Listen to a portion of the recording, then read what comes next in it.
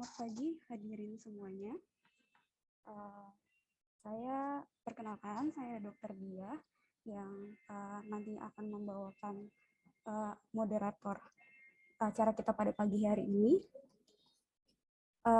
Selamat datang semuanya.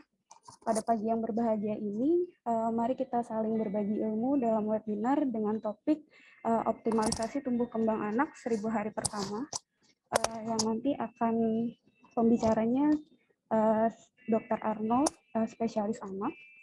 Sebelumnya, kami akan tayangkan video profil Rumah Sakit Ukrida dan Rumah Sakit dan FKIK Ukrida yang nanti akan ditayangkan.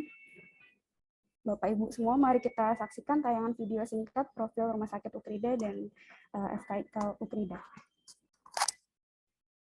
Program studi kedokteran di Universitas Kristen Krida Wacana telah terakreditasi sangat baik di Indonesia, berkembang pesat selama bertahun-tahun untuk menjadi lembaga terkemuka di Indonesia dan di wilayah Jakarta. Strategi dan kegiatan pembelajaran dilaksanakan dengan standar internasional melalui keunggulan inovatif untuk melayani bangsa dan kemanusiaan. Didukung oleh laboratorium canggih, unit simulasi klinik, dan pusat penelitian terpadu, unggul dalam kedokteran kerja dan emergency medicine. Memiliki fasilitas gedung dan ruang kuliah yang sangat nyaman. Memiliki fasilitas AC, komputer, LCD, internet, serta kantin yang modern. Dilengkapi auditorium yang megah dan fasilitas olahraga yang baik. Program studi kedokteran Ukrida juga telah menjalin berbagai kerjasama, baik lokal dan internasional. Temukan kehidupan kampus yang memadukan ilmu pengetahuan, profesionalitas, dan kemajuan teknologi dalam lingkungan kampus yang nyaman, penuh kebersamaan dan kekeluargaan. Selamat datang di Rumah Sakit Ukrida, berlokasi di Jalan Arjuna Utara nomor 6, Jakarta Barat. Dalam melayani, kami berpegang pada slogan Healing with Care, Caring with Heart. Kami berharap kehadiran kami dapat menjadi mitra terpercaya bagi masyarakat untuk menjadi sehat.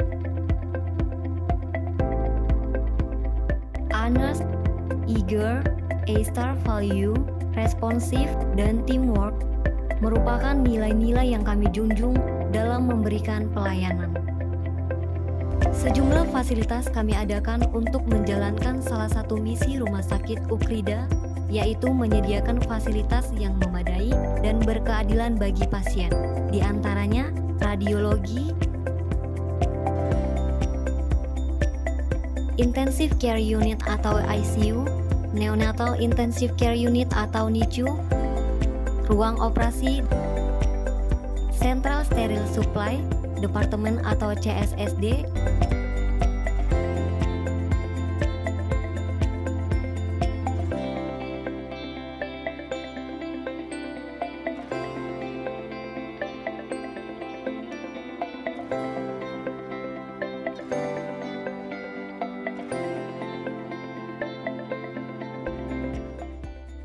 Rumah Sakit Ukrida dapat memanusiakan manusia. Artinya bagaimana setiap pasien, keluarga pasien maupun karyawan yang terlibat dapat merasa dipedulikan ketika berada di Rumah Sakit Ukrida. Mimpi 1967 itu pun telah terwujud. Kini kami hadir di tengah-tengah Anda untuk memberikan pelayanan terbaik.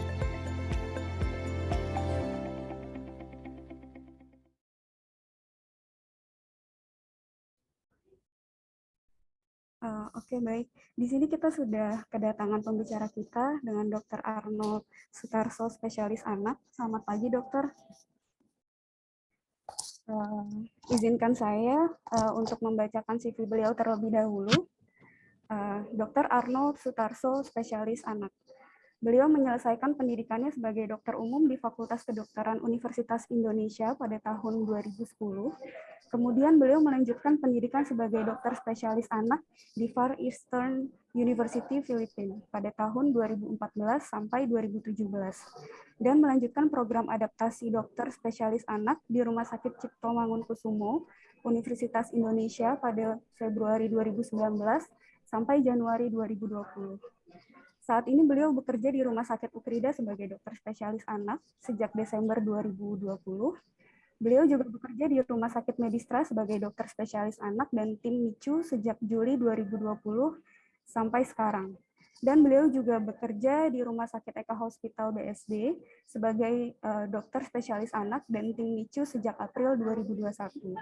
Beliau sempat aktif di beberapa kegiatan sosial sebagai volunteer tim medis pada kejadian luar biasa dengue di Maluku Tenggara. Kemudian beliau juga sempat menjadi ketua di kegiatan One Day Charity di Maluku Tenggara. Pada tahun 2010, beliau pernah menjadi kepala komite The First Comprehensive Contraceptive Technology Update. Saat ini beliau juga aktif di beberapa organisasi seperti Ikatan Dokter Anak Indonesia di Banten, kemudian Yayasan Dokter Peduli, Ikatan Dokter Indonesia Jakarta Barat. Baik, berikut CV dari beliau. Baiknya sebelum kita mulai materinya, ada baiknya kita berdoa terlebih dahulu agar acara ini berjalan dengan lancar dan materi-materi yang beliau sampaikan dapat kita terima dengan baik. Berdoa dengan menurut kepercayaan dan agamanya masing-masing, berdoa dipersilakan.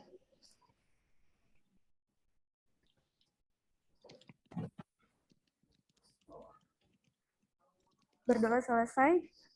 Baik, Dok, bisa kita mulai untuk materinya, Dokter. Oke, selamat pagi, Dokter Dia. Pagi, Selamat Dokter. pagi. Suaranya jelas ya? Jelas, Dokter. Sebentar.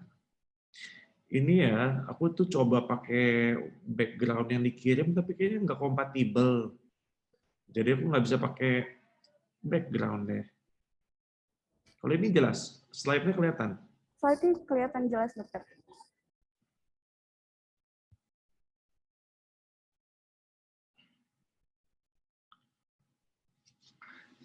Oke, langsung aja atau gimana?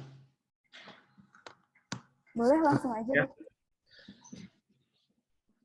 Ya, selamat pagi teman-teman semua. Perkenalkan, saya Dr. Arnold dari Rumah Sakit Ukrida ya. Jadi senang sekali nih Ukrida dari tahun lalu kita sudah berkembang dari rumah sakit yang hanya melayani COVID, dan bulan ini ya, awal bulan ini kita sudah mulai melakukan pelayanan untuk umum, dan sudah cukup banyak lah, sudah ada beberapa pasien yang sudah mulai datang dan melakukan kontrol di Ukrida. Lahiran pun juga sudah ada di Ukrida. Jadi saya percaya sih Rumah Sakit Ukrida tentu akan berkembang nih ke depannya. Dan hari ini mungkin kita hanya refreshing sedikit ya. Saya akan berbagi sedikit dengan tema anak. Jadi tema anak yang lagi happening nih sekarang adalah, ayo kita optimalisasi tumbuh kembang anak di 1000 hari pertama kehidupan. Ini pesertanya mungkin beberapa nakes, beberapa orang awam, beberapa ibu-ibu, bapak-bapak. Jadi mungkin sudah mendengar lah gitu, apa sih 1000 hari pertama kehidupan. Nanti kita akan review nih. 1000 hari pertama kehidupan itu harus dioptimalin, caranya gimana.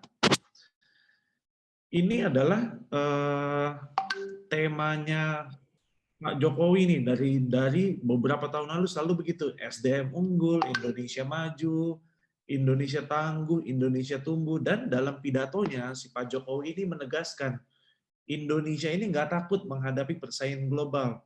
SDM kita unggul, SDM kita punya kreativitas, inovasi, dan kemampuan untuk bersaing secara global, sehingga bangsa Indonesia ini sebenarnya mampu loh gitu bersaing secara internasional dengan bangsa-bangsa lain di dunia. Dan yang menjadi target kita adalah kita jadi generasi emas di tahun 2045. Ini buktinya, anak-anak kita, anak-anak Indonesia nih punya prestasi di bidang internasional. Salah satunya Joy Alexander, dia ini seorang pianis dan dia levelnya bukan level di Indonesia lagi, tapi udah level internasional. Dia dapat nominasi anugerah Grammy sebagai Best Instrumental Jazz Album, Best Jazz Solo Improvisation. Dia ini artis kedua dari Indonesia yang sukses di chart Billboard-nya US setelah Anggun. Kalau dulu cuma Anggun, sekarang udah ada lagi. Jadi bangsa kita tuh nggak kalah hebat deh pokoknya. Ada lagi anak Indonesia umur 10 tahun udah bisa ciptain aplikasi. Ini anak kelahiran Bogor, IQ-nya 189, lebih tinggi dari Einstein. Di usia 12 tahun, dia menjadi mahasiswa termuda, bukan hanya termuda, tapi dia juga mahasiswa terbaik ke-7 di Kanada, dan mahasiswa terbaik ke-173 di dunia. Ini anak umur 12 tahun loh, gitu. Jadi, sebenarnya kita bisa loh punya bibit-bibit yang unggul dan menjadi bangsa yang unggul tuh, generasi emas 2045. Tentu saja ini keinginan semua orang tua, kakek, nenek, supaya anak cucu kita itu punya tumbuh kembang yang optimal dan menjadi anak yang jenius. Jenius itu gesit, empati, ni-nya itu berani, usnya unggul dan sehat. Tapi kenyataannya apa? Kenyataannya ini berdasarkan Riskesdas 2018, ternyata masih banyak loh masalah-masalah yang bisa mempengaruhi tumbuh kembang anak. Jadi 1000 hari pertama kehidupan itu, atau di slide ini yang kiri bawah ya, itu dimulai dari ibu hamil sampai 2 tahun pertama. Ternyata kenyataan di kita nih sekarang, masih banyak anak yang stunting, banyak anak yang kurang gizi, sehingga kalau dia stunting tentu pada saat usia sekolah dia cenderung jadi pendek, yang namanya stunting ya pendek, kurang gizi, sakit-sakitan, anemia, kecerdasannya tentu berpengaruh, jadi lebih rendah. Kalau anak usia sekolah seperti itu tentu saja merembet ke remaja. Remaja yang anemia, remaja yang pendidikannya rendah, tentu biasanya kan rata-rata mereka kawinnya juga kawin muda tuh, teenage pregnancy. Ujung-ujungnya apa? Jadi ibu hamil yang kurang gizi juga, anemia juga, pendidikannya rendah. Ibu hamil yang anemia rata-rata juga sama tuh, melahirkan bayi yang kecil, bayi yang stunting. Jadi ini seperti lingkaran yang nggak putus-putus ya. Sedangkan kita tahu dewasa yang nantinya kanan bawah ini, dewasa yang stunting itu korelasinya adalah dengan performa mereka dan penghasilan mereka, dan juga penyakit-penyakit yang ada di dewasa, penyakit jantung, diabetes, hypertension, obes. Ini akan menciptakan SDM yang berkualitas rendah. Jadi kita ini sebenarnya menuju kemana? Menuju ke Indonesia generasi emas, atau kita kehilangan momentum ini supaya jadi Indonesia unggul. Jadi hari ini kita akan mengingatkan sedikit mengenai pentingnya nutrisi, stimulasi, proteksi, dan evaluasi. Nah, tumbuh kembang anak itu apa sih? Tumbuh kembang anak itu, jadi ini memang ciri khas seorang anak ya, bertumbuh dan berkembang. Kalau bertumbuh itu berbicara mengenai kuantitas, jadi sesuatu yang bisa diukur seperti berat badan, tinggi badan, lingkar kepala. Sedangkan perkembangan itu berbicara mengenai kualitas. Artinya bayi yang hanya bisa tidur-tiduran, dia bisa duduk, bisa berdiri, bisa berbicara, komunikasi, itu berbicara mengenai kualitas, itu perkembangan. Dan di 1000 hari pertama kehidupan itu, otak seorang anak atau seorang bayi ini berkembang sangat pesat. Makanya ini menjadi golden period atau periode emas, di mana kita harus mengoptimalkan segala sesuatunya. Dan otak itu memang setelah 2 tahun dia perkembangannya lebih melambat ya dibandingin 2 tahun pertama. Makanya ini adalah suatu periode emas yang kita harus perhatikan. Oke. Masalah ini juga kenyataan ya, masalah di Indonesia itu rata-rata stunting cukup tinggi angkanya. Dan kalau dilihat dari brain scan, ternyata anak-anak yang stunting atau anak yang kurang gizi itu ternyata neuron-neuronnya, sinapsnya itu jauh lebih sedikit dibandingkan dengan anak yang sehat.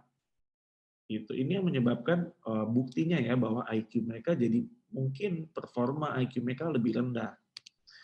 Nah, ini adalah kuncinya. Kunci dari gimana caranya kita membentuk anak unggul Indonesia. Kuncinya ada 4. 1 nutrisi, 2 stimulasi, 3 proteksi, dan 4 adalah evaluasi. Yang kita akan bahas satu-satu nih. Jadi nutrisi itu bukan cuma buat yang 0-2 tahun, tapi dimulai dari ibu hamil. 1000 hari pertama itu dimulai dari ibu hamil. Ibu hamil harus makan yang bergizi, karena ibu hamil itu cenderung HB-nya rendah tuh, anemia, dan itu pernah memang dari Riskesdas itu anemia itu proporsinya sekitar 45%. Jadi memang cukup tinggi, dan ibu-ibu anemia itu resiko melahirkan bayi yang kecil atau bayi yang prematur.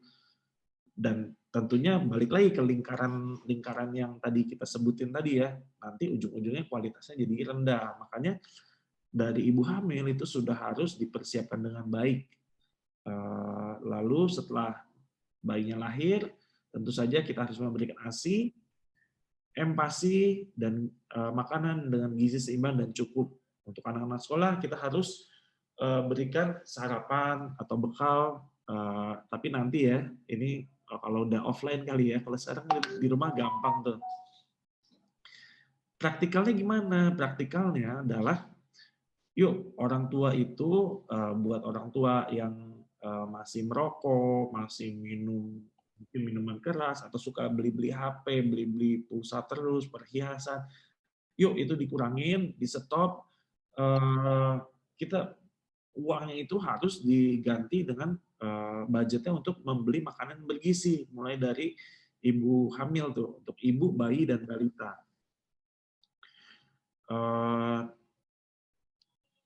Jadi ini hanya mengingatkan saja, 0-6 bulan itu ASI eksklusif, di atas 6 bulan sampai 2 tahun itu sudah harus diberikan empasi dan ASI diteruskan sampai 2 tahun. Kenapa ASI eksklusif? Karena memang sudah ada penelitian ya, ASI bayi-bayi dengan ASI eksklusif itu IQ-nya, tingkat IQ-nya itu lebih tinggi dibandingkan dengan yang dengan susu formula. Dan bahkan penelitiannya itu jika ASI diteruskan hingga 9 bulan sampai 1 tahun itu juga lebih baik gitu IQ-nya. Jadi yuk buat ibu-ibu yang punya bayi atau yang akan melahirkan, yuk ASI eksklusif. Setelah ASI, ini kuncinya ASI eksklusif itu apa? Itu memang ibu-ibu tuh harus diskusi dengan dokter kebidanan, dokter anak. Sebenarnya ini ada semua nih di buku Kesehatan Ibu Anak kita yang baru ya, yang warnanya pink. Itu kunci dari keberhasilan ASI eksklusif itu harus dilakukan sejak lahir. Jadi sejak lahir ada namanya inisiasi menyusu dini.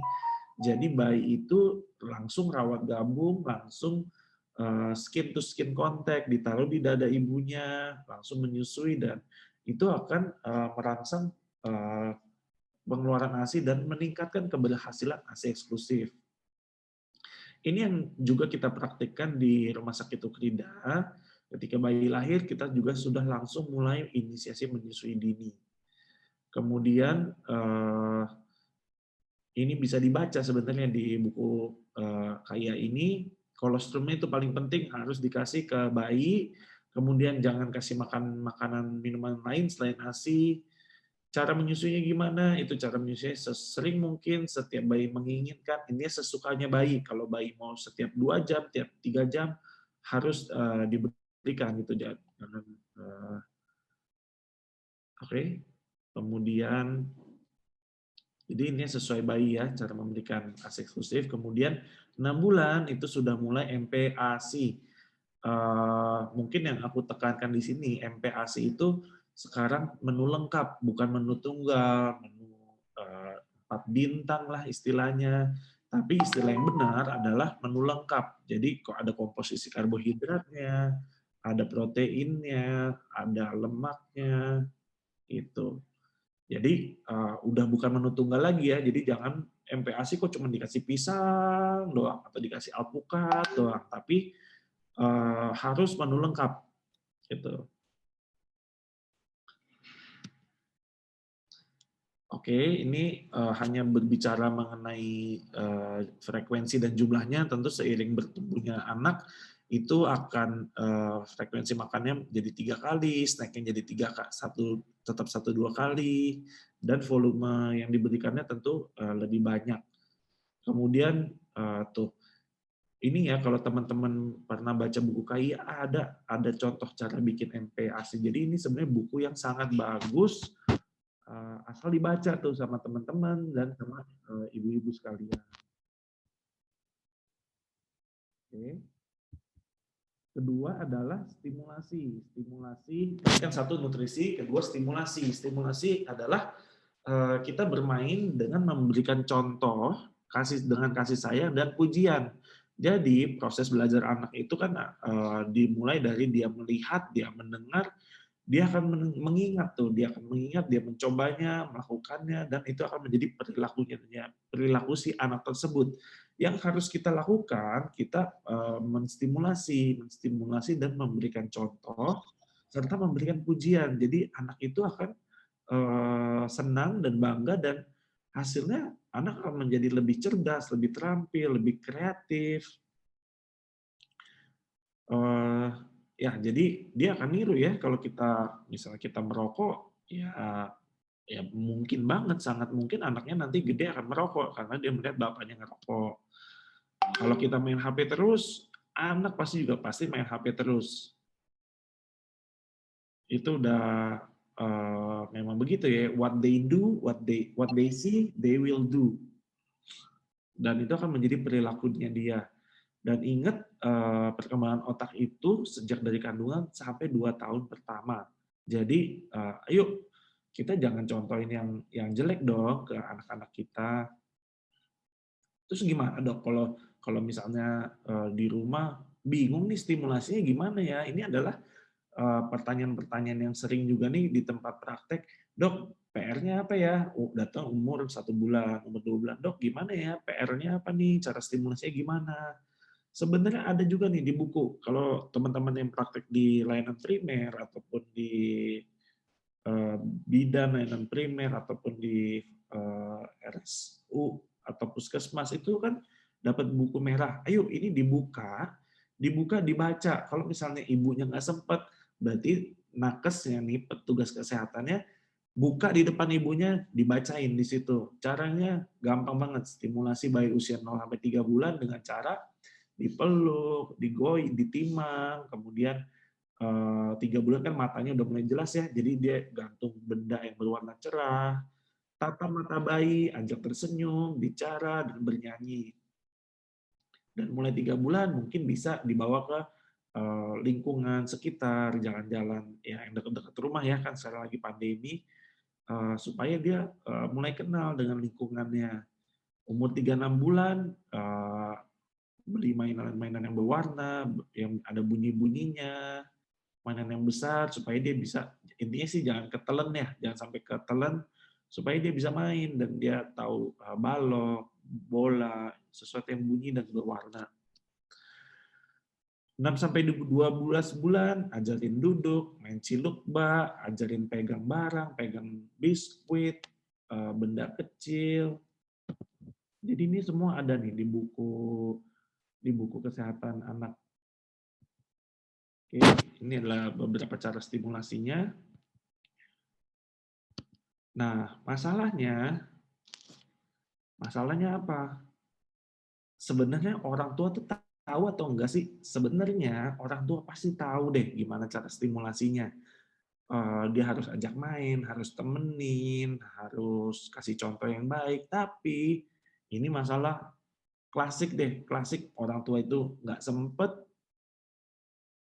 terlalu sibuk dengan urusan dapur ya, masih banyak cucian, masih buang sampah, belanja, harus suapin adiknya, harus mandiin. Misalnya kan punya 2 anak, 3 anak, harus mandiin yang kecil, yang gede, nyetrika baju belum. Akhirnya si ibunya depresi, dia nggak percaya diri, dia motivasinya jadi rendah, dan dia putus asa sendiri. Sebenarnya ada nggak sih solusinya? TV, gadget. Kalau dulu sebelum pandemi solusinya ya PAUD. Jadi anak-anak itu diajak ke PAUD tuh, kan ada guru yang ngajarin. Nanti deh semoga ya tahun depan kita udah bisa balik normal lagi. Tapi ingat, jangan solusinya TV atau gadget. Kenapa? Karena itu juga sudah ada penelitiannya. Semakin banyak semakin sering si anak screen time atau nonton gadget terus, itu performanya akan menjadi lebih rendah. Itu sudah jelas, dan mengganggu perkembangan. Dan memang sudah ada panduannya dari IDAI ataupun ini dari AAP dari Amerika, IDAI-nya Amerika nih, HAP.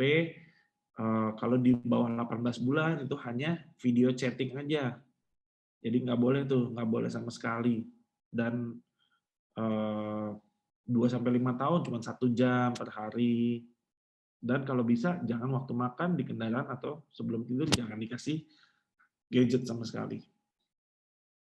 Oke, kita udah berbicara mengenai nutrisi, stimulasi. Ketiga adalah proteksi. Kita harus cegah penyakit ke anak kita. Kalau lagi pandemi, ya cara mencegahnya adalah jangan keluar rumah, jangan keluar ke tempat ramai, terus pakai masker, jaga jarak, cuci tangan dengan sabun. Kalau misalnya anak yang udah mulai sekolah, tentu harus patuhin protokol kesehatan. Kan sekarang udah mulai ya, seminggu sekali. Kemudian untuk makanan-makanan tentu pilih yang sehat, hindari juga asap rokok, asap kendaraan, ataupun sampah, dan yang paling penting adalah imunisasi yang lengkap dan teratur. Ini pasti udah hafal nih, cuci tangan. Semua anak, yuk kita ajarin cuci tangan yang benar. Kemudian perawatan sehari-harinya tentu seperti mandi, ganti baju kalau habis main, misalnya habis main basah, kotor, ganti baju. Kemudian, sorry sebentar. Kok mati dia?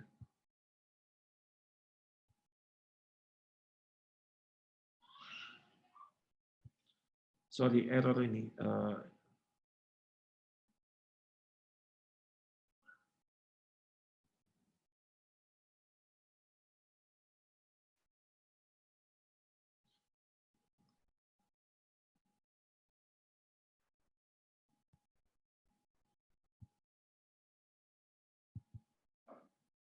Oke, sorry ya. Tadi udah sampai mana nih?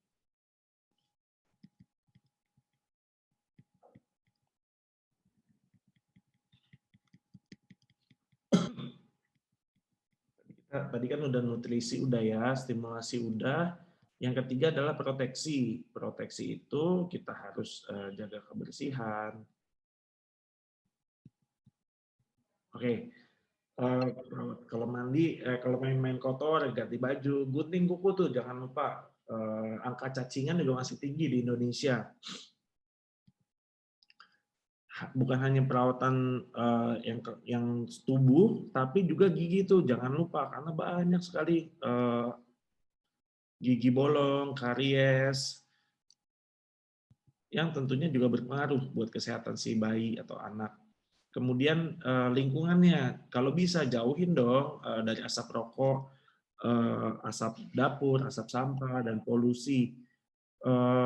Tapi ya sebenarnya udah deh jangan ngerokok sama sekali, karena walaupun kita jauhin dari asap rokok nih, misalnya bapaknya ngerokok di depan, anaknya di dalam, begitu bapaknya selesai merokok di depan, dia masuk ke dalam, itu kan ada partikel-partikel asap rokok yang nempel di baju, akhirnya si anak juga sering mengalami batuk pilek. Jadi bukan hanya jauhin dari asap rokok, tapi kalau bisa anggota keluarga yang merokok itu disuruh berhenti. Kemudian tentu kita harus bersihkan rumah dari debu dan sampah, bersihkan bak penampungan air. Ini kalau di daerah endemis ya, itu mereka tidur pakai kelambu.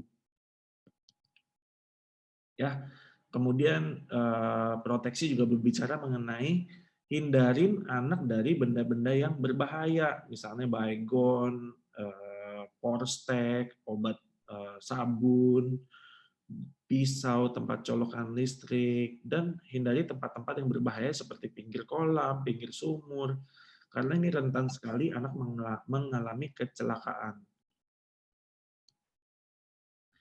Setelah itu, yang paling penting adalah imunisasi. Kenapa? Imunisasi itu jangan sampai nanti setelah pandemi itu selesai, ini kan kita kayaknya udah mau akhir-akhir pandemi ya, jangan sampai nanti setelah pandemi selesai, si anak itu masuk ke lingkungannya, ke PAUD, TK, SD, SMP, SMA, berenang, ke pasar, dia malah menjadi sakit yang lain-lain, seperti difteri, campak, karena si anak ini tidak diimunisasi.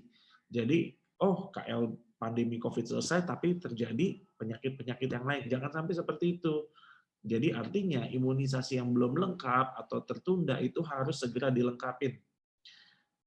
Dok, tapi gimana kalau bukunya hilang?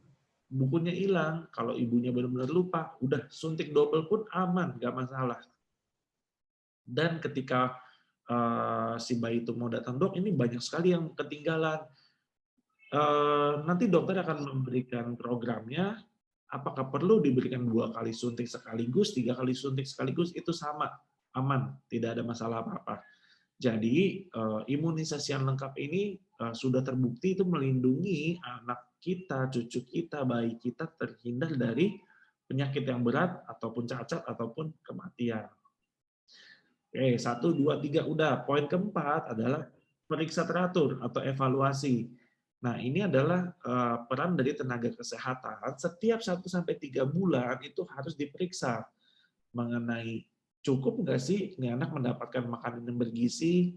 Indikatornya apa? Indikatornya adalah berat badan, tinggi badan, dan lingkar kepala.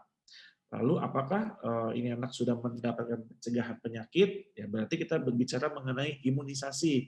Udah lengkap belum? Gitu. Kemudian stimulasinya udah benar atau belum? Ya, perkembangannya sudah sesuai dengan usia atau belum? Karena kalau belum perkembangannya belum sesuai usia, tentu harus distimulasi sesuai dengan umurnya. Dan lagi-lagi ini sebenarnya ada di buku KIA. Ada checklistnya di mana kita bisa bandingin dengan anak kita atau pasien kita, apakah 1 bulan udah bisa berespon terhadap suara, sudah tersenyum sosial, sudah bisa gerakin tangan, kaki. Ini semua ada checklistnya. Kalau misalnya teman-teman nggak ada ini, banyak sekali aplikasi-aplikasi baby seperti IDAI, yang IDAI punya tentu Primaku, ataupun dari pihak-pihak lain, itu banyak sekali aplikasi yang punya checklist perkembangan, apakah sudah sesuai atau belum.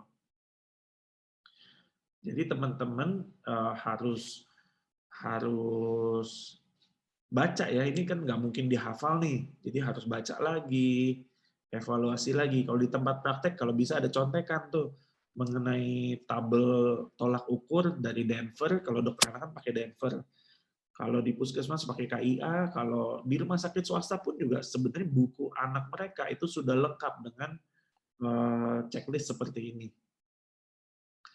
Oke, jadi ini adalah keinginan kita semua nih. Keinginan kita semua, kita anak cucu kita bertumbuh berkembang secara optimal, dan kita Indonesia mendapatkan generasi emas 2045. Jadi take home message hari ini hanya 4. Untuk mengoptimalkan tumbuh kembang anak di 1000 hari pertama kehidupan, kuncinya 1, nutrisi harus bergizi seimbang dan cukup sejak ibu hamil, diberikan kepada bayi ataupun balita. Kemudian kedua adalah stimulasi dan kasih sayang setiap hari dengan cara bermain ya, ataupun PAUD, nanti sekolah tatap muka kalau sudah ada. Untuk orang tua, kurangin HP, banyakin interaksi dengan anak kita, dan jangan kasih anak kita main HP terus.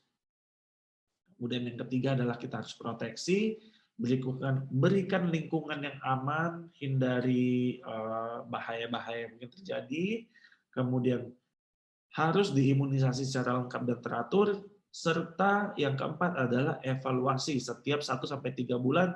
Yuk ke fasilitas kesehatan, kalau misalnya nggak bisa, ibunya harus monitor mandiri melalui buku anak yang tersedia. Jadi sekian sharing hari ini, semoga bermanfaat buat kita semua, ngingetin lagi apa sih yang harus kita lakukan buat anak-anak kita. Mungkin itu aja Dokter Dia, sharingku. Baik, terima kasih banyak dokter atas pemaparan yang luar biasa. Jadi untuk 1000 hari pertama itu merupakan golden period ya dok, untuk menjadi anak-anak menjadi bisa jenius, gesit, empati, berani, unggul, dan sehat. Oke, baik, untuk pesertanya bagaimana, apakah ada yang ingin ditanyakan dengan Dr. Arnold? Jika ada pertanyaan, boleh raise hand atau dituliskan di kolom chat ya. Oh, ini sudah ada satu pertanyaan, dokter, dari Ibu Endah Asari. Pagi dok, izin bertanya, apakah beda cara menstimulasi kecerdasan anak laki-laki dan perempuan? Nggak ada bedanya. Harusnya sama dong, nggak boleh kita beda-bedain. Cara stimulasi itu bukan membedakan laki-laki atau perempuan, tapi cara stimulasi ya sesuai umur aja. Jadi 0-3 bulan stimulasinya apa, 3-6 bulan apa, tapi nggak ada bedanya stimulasi kecerdasan anak laki-laki dan perempuan.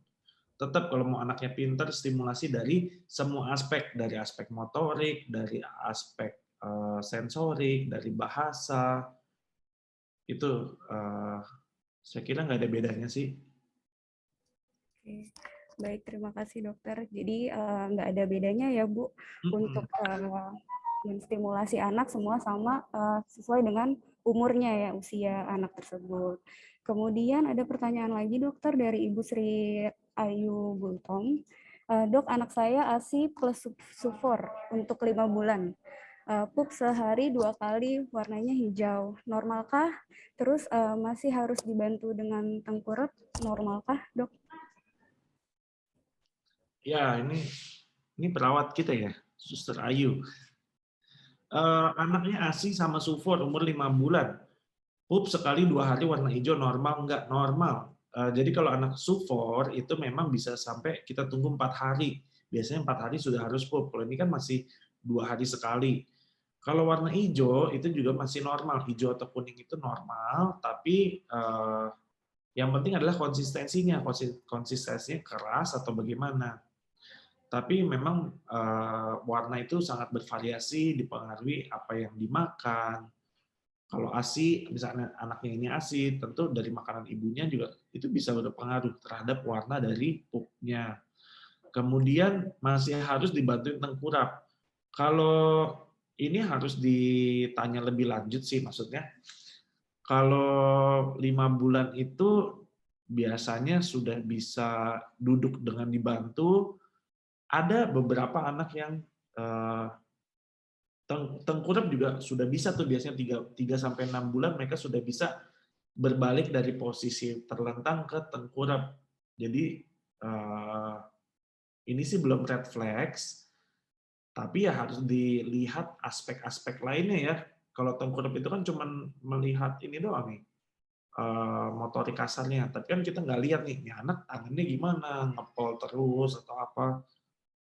Kalau keterangannya cuma ini, masih harus dibantu tengkurap, masih normal. Baik, terima kasih dokter. Ada pertanyaan lagi dok dari dokter Mika. Jika anak sudah dibiasakan menggunakan gadget, pasti susah sekali dok untuk dilarang.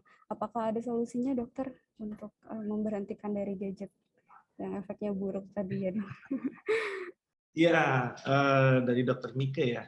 Ya, jadi tadi kan di slide udah dibilang ya, anak itu melihat, dia niru, dia coba, dia jadi perilaku dia. Solusinya gimana? Solusinya dimulai dari diri kita dulu tuh. Jangan kita contohin yang dengan gadget.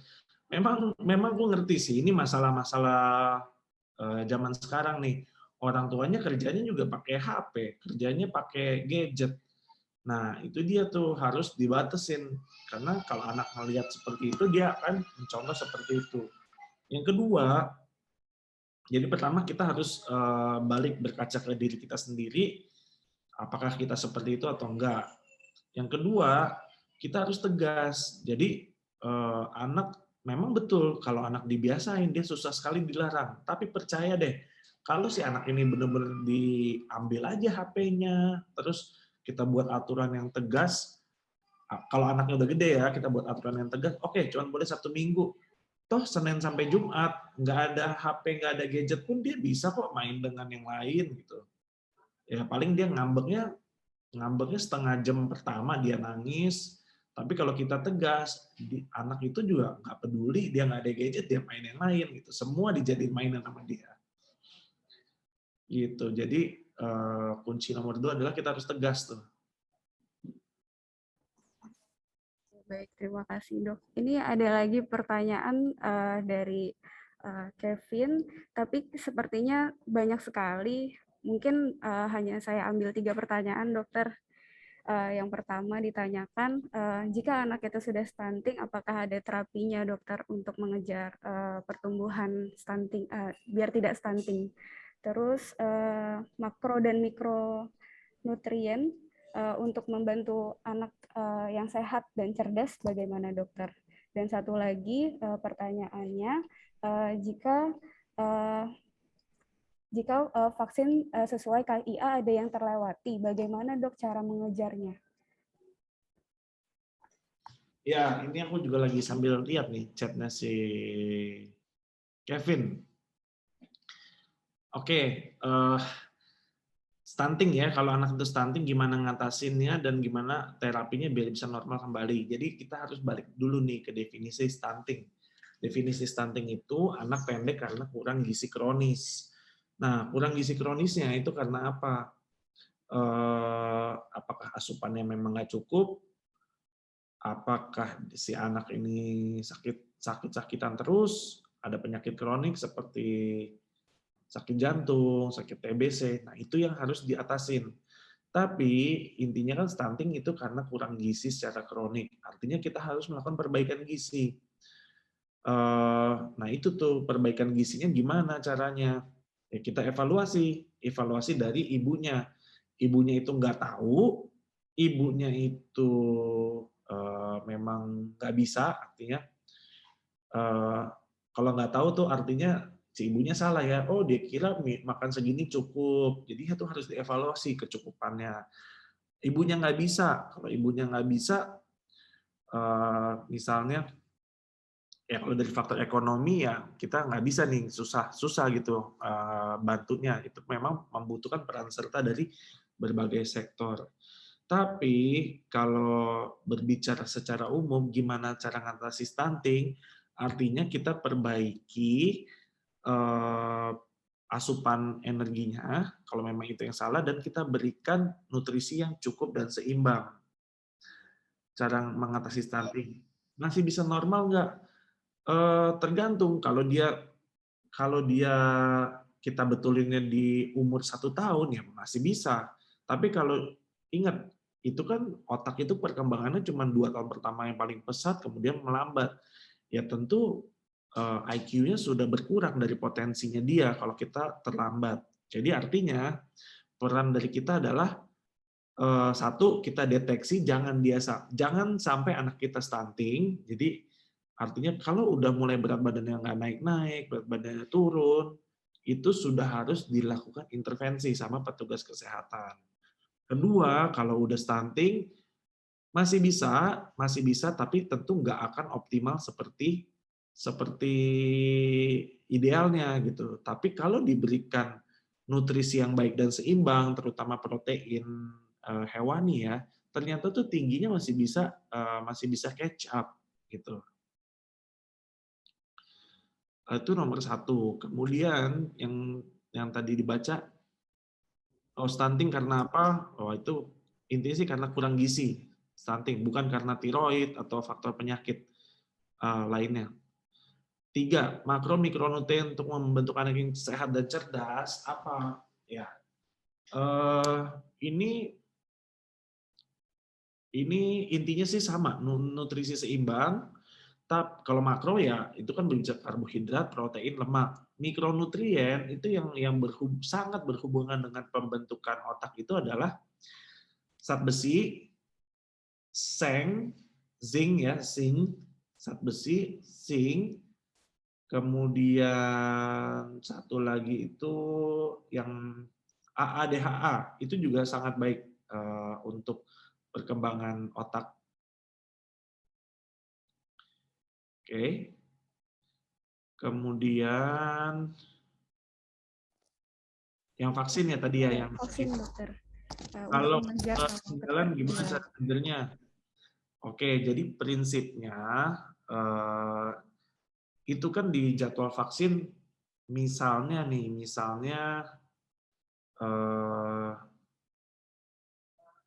DPT harusnya 1, 2, 3, 4, 5 kali misalnya. Tapi ini anak baru mendapatkan 2 kali. Prinsipnya adalah seorang anak itu harus mendapatkan jumlah dosis yang sesuai dengan yang direkomendasikan. Jadi kalau dia udah misalnya nih umur 15 bulan dia baru DPT sekali. Padahal 15 bulan itu DPT kan harusnya 3 kali kan. Artinya dia harus mendapatkan tambahan 2 kali lagi mengenai intervalnya atau jarak antar pemberian vaksin itu minimal 1 bulan deh biar gampang. Jadi nanti dokternya akan mengatur, oke, si anak datang hari ini ya, hari ini kita akan vaksin yang kurang-kurang. Ingat tadi kan sudah dikasih tahu pemberian dosis multiple boleh di satu hari yang sama dan itu aman. Jadi kalau dia mau 2-3 vaksin dalam satu hari itu boleh dikasih. Kemudian nanti dokter akan memberikan jadwal imunisasi berikutnya itu minimal biasa 1 bulan setelah vaksin itu untuk mengejar ketertinggalannya. Baik, terima kasih dok. Mungkin untuk sesi tanya jawabnya kita tutup karena sudah habis waktunya. Terima kasih banyak Dr. Arnold.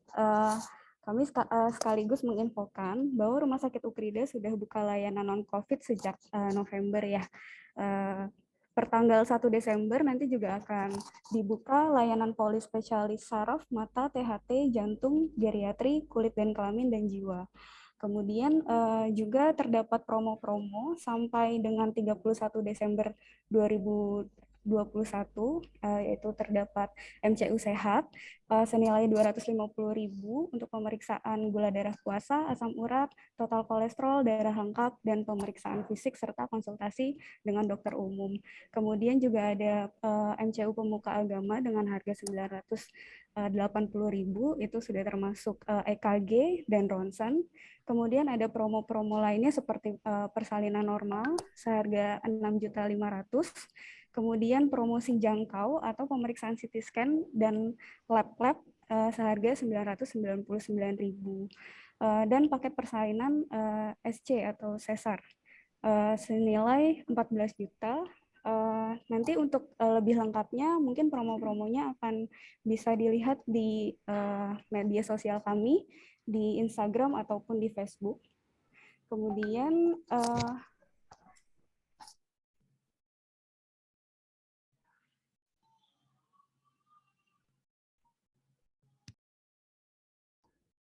untuk pemenang door prize-nya pada hari ini itu pemenang vaksin flu itu ada Endah Asari, kemudian dan Kevin. Nanti akan ada dapat saldo GoPay juga untuk Veronica, Cindy, Sri Ayu, Mariana, Indri, dan Endang Asih. Terima kasih Dr. Arno. Terima kasih, Dok. Oke, terima kasih. Bye semuanya.